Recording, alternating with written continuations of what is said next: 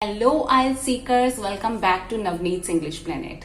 Today we are going to focus on speaking module. The cue card that we are going to do today is describe an exciting book that you enjoy reading. Before beginning the video, if you are new to the channel or if you haven't subscribed it yet, do that and let's quickly switch over to our cue card. I am a voracious reader. Voracious reader is a term used for a person who is fond of reading books. जिसे books read करने का बहुत शौक है. इसकी जगह पे आप avid भी यूज कर सकते हो कि मुझे बुक रीडिंग का बहुत शौक है. My day is never complete until I read at least 20 pages, irrespective of the fact how much tired or busy I am. मेरा दिन कभी कंप्लीट नहीं होता जब तक मैं 20 पेजेस एटलीस्ट ना रीड कर लूं किसी बुक के, भले ही मैं कितनी थकी हुई हूं या कितनी बिजी हूं. I genuinely prefer to read self help literature. मुझे ज्यादा पसंद है सेल्फ हेल्प लिटरेचर रीड करना, मोटिवेशनल बुक्स रीड करना, as it assist me with a positive outlook towards life as well as I stay motivated. क्योंकि ये मुझे जिंदगी के लिए जो नजरिया है उसको पॉजिटिव रखने में हेल्प करती है और मैं हमेशा मोटिवेटेड रहती हूँ. Here I am going to talk about the book which never fails to inspire me whatever the situation में बी. यहाँ पे मैं बात करने जा रही हूँ एक ऐसे बुक की जो हमेशा मुझे इंस्पिरेशन देती रहती है, चाहे सिचुएशन कैसी भी हो. This book is The Power of Subconscious Mind, written by Dr. Joseph Murphy. ये बुक है Power of Subconscious Mind और लिखी हुई है ये डॉक्टर जोसेफ मर्फी की. This book was gifted to me by my fast friend Rubina, as she is very well familiar with my passion of losing myself into the realms of books. ये book मेरी fast friend Rubina ने मुझे gift की थी क्योंकि वो अच्छी तरह से जानती है मेरा बुक्स में इंटरेस्ट कितना है, कैसे मैं बुक्स की दुनिया में खो जाती हूँ. In the realms of the book, book की दुनिया में खो जाना. This book is really a life changing book. जिंदगी को बदल के रख देने वाली एक बुक है ये. The central theme is that we can use our imagination to suggest ideas to our subconscious mind to get what we aspire for.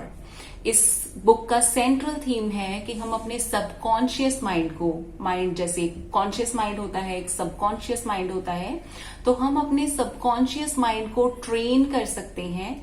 उसे इमेजिन करवा के हम किसी भी चीज को लाइक जो भी चीज हमारी एस्पिरेशन है, हमारी डिजायर है किसी चीज के लिए, उसे हम गेन कर सकते हैं with the power of our subconscious mind. If repeated often enough, our mind will steer our behavior more towards making those ideas a reality. अगर हम अपने माइंड में कोई चीज रिपीट करते रहते हैं बार बार, तो वो हमारे बिहेवियर को स्टीयर करता है. स्टीयर मीन्स एक डायरेक्शन देता है towards making those ideas a reality. जो आइडियाज हम सोच रहे हैं उनको रियलिटी में बदल देता है. This can be done through the concept of visualization. ये visualization के concept से होता है, visualization करके होता है. What is visualization? That is picturing ourselves achieving a certain goal or outcome. हम अपने आप को imagine कर लेते हैं, picture बना लेते हैं एक, कि हमने अपने goal को achieve कर लिया है. To be more precise, the scientific idea this plays on is called the placebo effect. अगर मैं ज्यादा डिटेल में बताऊं तो ये किस आइडिया पे काम करता है? साइंटिफिक आइडिया है प्लेसिबो इफेक्ट, जिसमें जो हम इमेजिन करते हैं उसके अकॉर्डिंगली हमारी बॉडी उस चीज के लिए रिएक्ट करती है. That is the placebo effect. Okay, Murphy is the name of the writer here, several examples in the book, like that of an opera singer who used this technique to overcome his stage fright. इसमें example दी गई है किसी ओपरा singer की जिसने अपने stage के fear को खत्म करने के लिए अपने सबकॉन्शियस माइंड को ट्रेन किया, training the. A surgeon who lowered the mortality rate of his patients by telling them that they wouldn't get an infection. एक सर्जन की एग्जाम्पल दी गई है जिसने अपने पेशेंट्स का मोर्टेलिटी रेट कम कर दिया, मीन्स उन्हें डेथ से दूर लेके गया, उनको ये सजेस्ट करके कि उन्हें इन्फेक्शन नहीं होगी। उन्होंने माइंड अपना उस वे से प्रिपेयर किया और सच में उन्हें इन्फेक्शन नहीं हुई। He further adds that the subconscious can process information quicker and in varied ways than the conscious self. इसमें हमें राइटर ने ये भी बताया है कि हमारा जो सबकॉन्शियस माइंड है वो जल्दी प्रोसेस करता है इंफॉर्मेशन के ऊपर जल्दी वर्क करता है rather than the conscious mind. Murphy shares the stories of various people who succeeded and fulfilled their ardent desires by training their subconscious mind.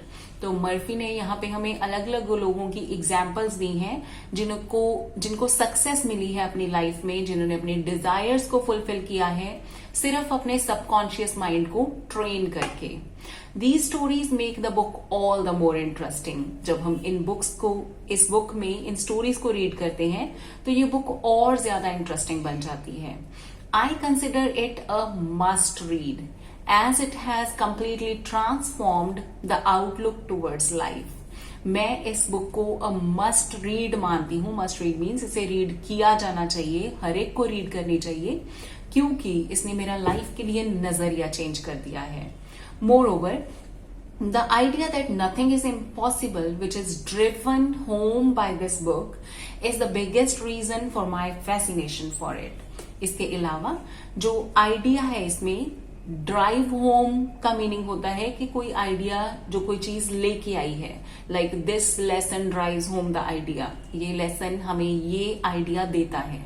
तो इस बुक में जो हमें आइडिया मिलता है, दिया गया है, वो है कि कुछ भी इम्पॉसिबल नहीं है if you have the capability to process the information in the way you like. तो यही चीज है जिसकी वजह से ये बुक जो है मेरी I have the attraction towards it. मुझे अच्छा लगता है इसे रीड करना and I am fascinated to read it again and again. Part 3 questions. Do you prefer books or movies? क्या आपको बुक्स ज्यादा पसंद हैं या movies? If I need to choose between books and movies, my preference certainly goes for the former. अगर मैं दोनों में से कुछ मैंने चूज करना है, बुक्स और मूवीज में से, तो हमेशा मेरी प्रेफरेंस फॉर्मर के लिए जाएगी. Farmer the first one. एक लाइन में हम दो चीजों की बात कर रहे हैं, नेक्स्ट सेंटेंस में जाके हम फॉर्मर बोलते हैं, it means the first one. Latter बोलते हैं LATTER, तो मीन्स द सेकेंड वन. तो फर्स्ट के लिए मेरी चॉइस है रीडिंग बुक्स के लिए. Reading books always carry a charm for me. Reading books को रीड करना हमेशा मुझे बहुत चार्मिंग लगता है. Sitting on my couch with my book and a cup of coffee, going through the ideas conveyed through the words never cease to attract मी. अब आपने situation imagine करके यहाँ पे बताया, अपने सोफा के ऊपर बैठ के साथ में कॉफी का मग पकड़कर और आइडियाज को गो थ्रू होना, आइडियाज को रीड करना, पढ़ना, समझना. नेवर सीज मतलब स्टॉप.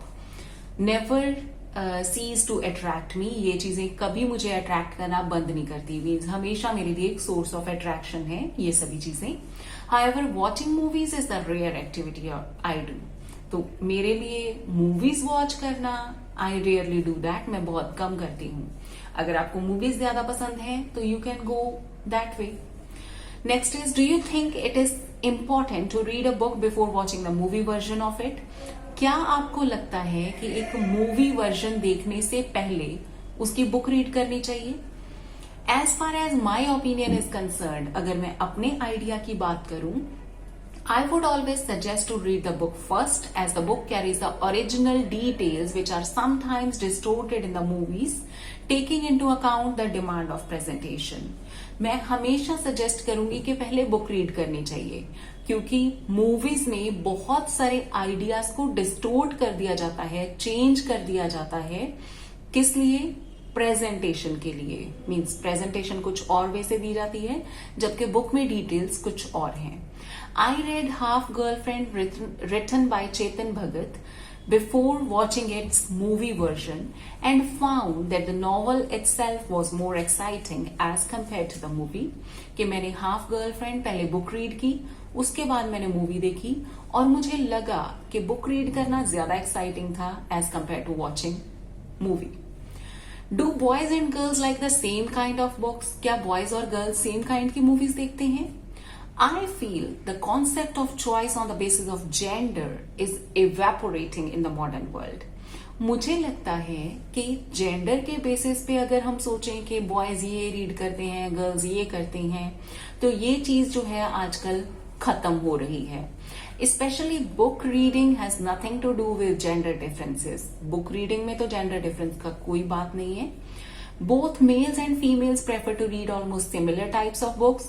एक जैसी ही बुक्स लाइक करते हैं वो रीड करनी. These days, the fair sex, means the women, is quite interested in technology. Ladies आजकल ज्यादा टेक्नोलॉजी में इंटरेस्टेड हैं, which earlier was thought to be the domain of men. जो कभी माना जाता था कि ये एरिया रिस्ट्रिक्टेड है सिर्फ मेन के लिए. मेन को ज्यादा इंटरेस्ट है टेक्नोलॉजी में, women भी इक्वली इंटरेस्टेड हैं आजकल. Whereas the males don't anymore feel shy in reading the recipe books. और दूसरी तरफ अगर मेल्स की बात करें, उन्हें भी रेसिपी बुक्स रीड करने में कोई शाइनेस फील नहीं होती. What kind of books do Indian people like to read? Indian people कैसी बुक्स रीड करना लाइक करते हैं? Well, it varies from person to person. ये पर्सन पे डिपेंड करता है. The children are more interested in fairy tales. अगर बच्चों की बात करें तो वो फेरी टेल्स ज्यादा पसंद करते हैं as well as the story books. Whereas fiction and self-help literature hold the interest of the youngsters. Youngsters को ज्यादा पसंद है self help motivational books read करना प्लस फिक्शन स्टोरीज वगैरह नॉवेल्स वगैरह. Apart from this, the elderly are keen. The elderly means the aged people are keen on reading historical as well as the religious books. जबकि अगर मैं बात करूं Elder people की, उन्हें ज्यादा पसंद है हिस्ट्री के रिगार्डिंग बुक्स रीड करना या फिर रिलीजियस बुक्स रीड करना. So that was all about this cue card. Describe an exciting book you enjoy reading. You can prepare it as it is, as the wording used here is matching the criteria for band 8. And if you want to change the book, you can copy certain expressions from here and change the book according to your choice. So I hope this is going to be helpful for you. Now do subscribe as well as like this video. See you in the next video. Till that time, keep preparing for your IELTS exam and thanks for watching it.